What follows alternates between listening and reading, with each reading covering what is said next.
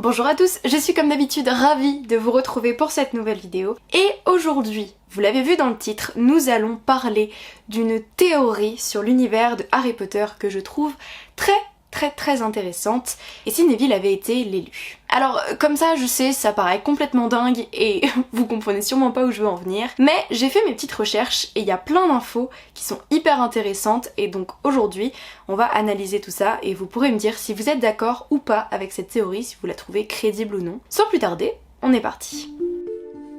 Et si Neville Londubat avait été l'élu? Tout démarre avec une prophétie. Ainsi, en 1980, Albus Dumbledore se rend à l'auberge La Tête de Sanglier pour un rendez-vous avec Sybil Trelawney. A l'origine, il s'agissait plus ou moins d'un entretien d'embauche pour le poste de divination à Poudlard. Seulement voilà, lorsque Albus Dumbledore voulut partir, Trelawney lui fit part d'une de ses prophéties. Et celle-ci disait précisément « Celui qui a le pouvoir de vaincre le Seigneur des Ténèbres approche. Il naîtra de ceux qui l'ont par 3 fois défié.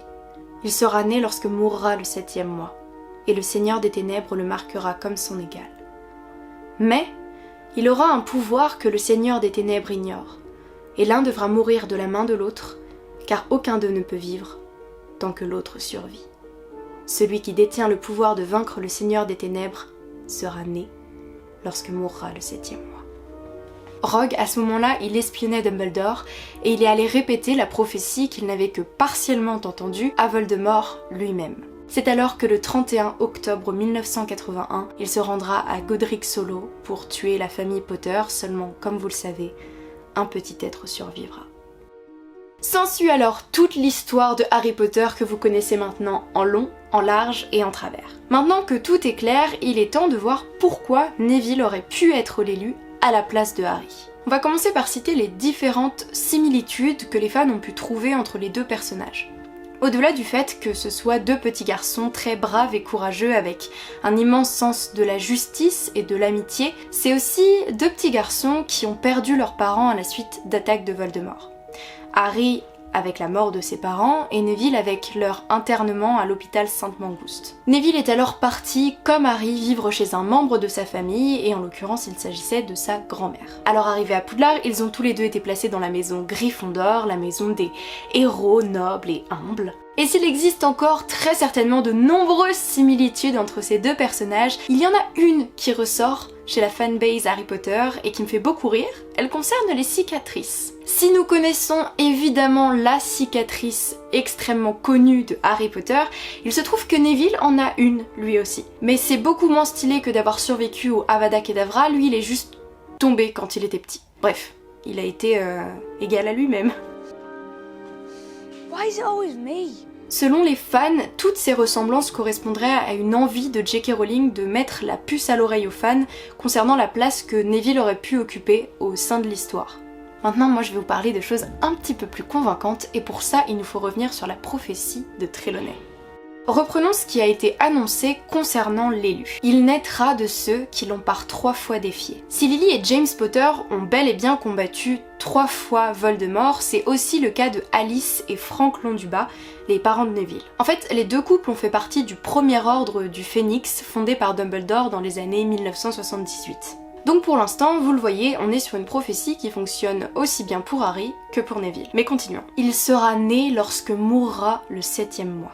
Si vous n'êtes pas trop littéraire et que les phrases compliquées vous exaspèrent, laissez-moi vous éclairer. Ce que dit Trelawney ici, c'est que l'élu naîtra à la fin du mois de juillet. Harry, comme vous le savez très certainement, est né le 31 juillet 1980. Mais est-ce que vous connaissez la date de naissance de Neville? Non? Moi je vais vous la dire. Il est né le 30 juillet 1980, soit à peine quelques heures plus tôt que Harry, et bel et bien quand mourra le 7e mois. Si pour les fans il est donc clair que Neville aurait pu être l'élu, c'est apparemment aussi le cas de Dumbledore qui dans l'ordre du Phénix dit que la prophétie correspondait aussi bien aux deux garçons. Mais avec toutes ces ressemblances, ces similitudes, ces preuves que Neville aurait pu être l'élu, il est assez légitime de se demander pourquoi Voldemort a au final choisi Harry. Plusieurs théories et explications s'imposent dans la fanbase Harry Potter. Il serait par exemple a priori possible que Voldemort n'ait même pas considéré Neville comme une option. Pourquoi? Peut-être parce que Voldemort avait un lien moins étroit avec la famille Londubac, avec la famille Potter. Peut-être parce qu'il n'a simplement pas fait le lien entre les éléments de la prophétie et lui. Honnêtement, je sais pas. L'autre théorie, ce serait qu'il ait délibérément choisi Harry à Neville. En effet, il y a une différence notable entre les deux enfants dont on n'a pas encore parlé. L'un, Neville, est un sang pur et l'autre, Harry, est un sang mêlé. Voldemort était quant à lui également un sang mêlé puisque son père, Tom Jedusor Senior, était un moldu et sa mère, Merope Gaunt, était une sorcière, soit dit en passant, descendante directe de Salazar Serpentard. Bref, Voldemort aurait alors choisi celui qui lui ressemble le plus, celui qu'il considère comme son égal, l'enfant de sang mêlé, et donc Harry. Ainsi, la finalité de l'histoire, ce serait que Neville, au même titre que Harry, avait toutes les conditions requises pour être l'élu, mais que Voldemort, lui-même, en a décidé autrement. Maintenant, si cette théorie est appréciée par certains, d'autres essayent complètement de la démonter. Un argument qui est ressorti est par exemple le fait qu'au département des mystères, dans la salle où sont rangées toutes les prophéties, celle que Voldemort recherche est bien étiquetée au nom de Harry. De plus, dans l'ordre du Phénix, Harry arrive à enlever la prophétie de l'étagère sans devenir fou et sans briser la sphère de verre, à l'inverse d'une personne qui aurait tenté de prendre une prophétie qui ne lui appartient pas. Je trouve que l'argument est intéressant et recevable, mais en revanche, je trouve qu'il ne prouve pas tout. En effet, si la prophétie pouvait correspondre au début à Harry comme à Neville, dès l'instant où Voldemort a porté son choix sur Harry en l'attaquant à Godric Solo, la prophétie a fait de Harry l'élu qui vaincra Voldemort. Donc cet argument, il prouve que Harry est bel et bien l'élu, comme on le sait tous finalement, mais ça n'enlève pas le fait qu'à l'origine, Neville aurait pu l'être, lui aussi. Vous êtes d'accord ?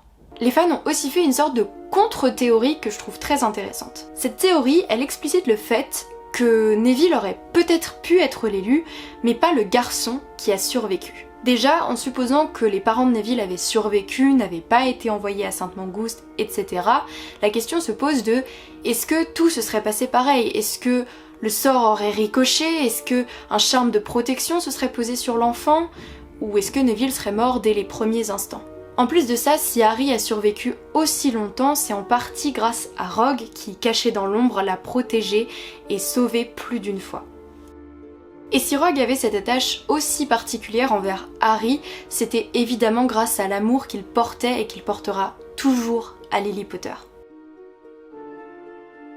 Mais autant vous dire que la mère Londubat, Rogue il s'en foutait royalement, donc il aurait clairement pas protégé Neville de la même manière qu'il l'a fait pour Harry. Et ça, honnêtement, je suis tout à fait d'accord. Il est fort probable que Neville n'aurait pas survécu s'il avait été choisi par Voldemort. Mais là encore, je dirais que c'est une théorie sur le futur de l'élu qui est possible et à laquelle je n'enlève rien, mais qui n'empêche pas le fait que, à l'origine, Neville aurait pu lui aussi être l'élu. Et elle est là toute la nuance.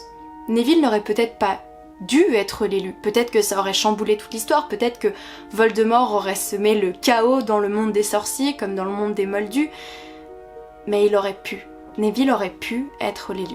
Ce que j'aime bien avec cette théorie, c'est le fait qu'elle se passe avant le début de l'histoire, ce qui crée une uchronie. Et si ça s'était passé comme ça? Si on devait trouver une morale, je pense que ce serait l'impact des choix qu'on fait au cours de notre vie, l'impact des options qu'on prend à la suite de dilemmes et surtout l'impact que des décisions personnelles peuvent avoir sur le reste des gens autour de nous. C'est le fait que toutes les décisions sont importantes, que des circonstances mineures peuvent engendrer des conséquences majeures, et surtout que chaque choix a des alternatives qui auraient mené à une autre histoire, une autre fin.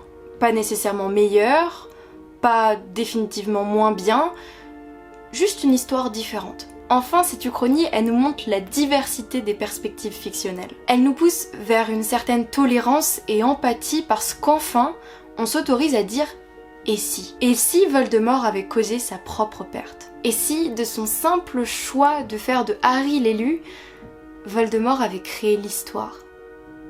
Les amitiés, les aventures, les batailles, les réussites, comme les échecs. Bref. On en a fini avec cette théorie sur Neville, alors dites-moi ce que vous en pensez. Moi je pense que vous avez compris désormais que je la trouvais parfaitement crédible cette théorie. Dites-moi s'il y a d'autres théories dont vous avez envie qu'on parle prochainement. Moi je vous fais plein de gros bisous, je vous retrouve très bientôt pour une nouvelle vidéo. Bye tout le monde!